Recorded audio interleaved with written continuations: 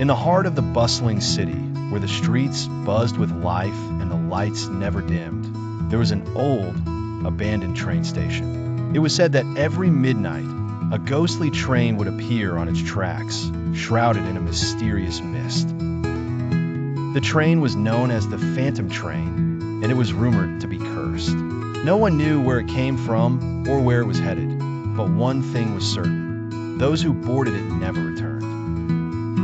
Mickey, Donald, and Daisy had always been curious about the legend. They were known for their adventurous spirits and their knack for solving mysteries. One evening, as the clock struck 11, the trio gathered at the old station, determined to uncover the truth behind the Phantom Train. As the clock ticked closer to midnight, the air grew colder and a thick fog began to roll in. The station, once silent, was now filled with an eerie hum. Suddenly, the ground trembled and the Phantom Train emerged from the mist, its ghostly engine glowing with an otherworldly light. The train's conductor, a shadowy figure with glowing eyes, stepped onto the platform. He was the Phantom Conductor, the cursed soul who had been bound to the train for eternity.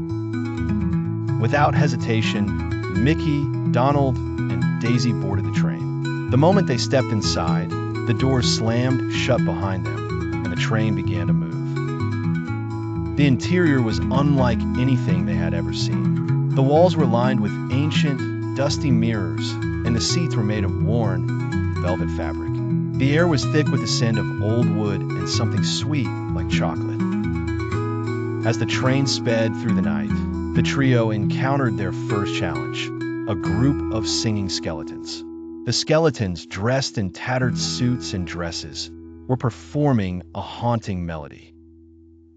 The only way to pass them was to join in the song.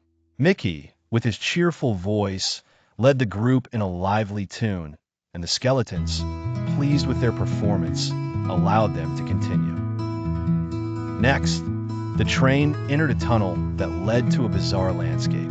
The walls of the tunnel were made of flowing lava, but instead of being hot and dangerous, it was molten chocolate. The train tracks were suspended over a river of chocolate lava, and the only way to cross was to navigate through a series of moving platforms. Donald, with his quick reflexes, guided the group across, though not without a few comical slips and falls. Finally, the trio reached the last car of the train, where they found the Phantom Conductor waiting for them. He explained that the train was cursed by an ancient spell, and the only way to break the curse was to pay the fare with something priceless: laughter.